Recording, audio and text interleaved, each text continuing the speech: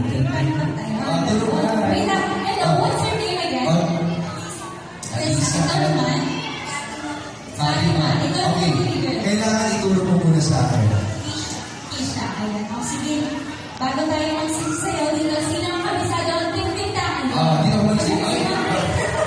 Kayo mo ang itulog. Isa-isa sa akin. Ready? 5, 6, 7, 8, 9, 10, 11, 12,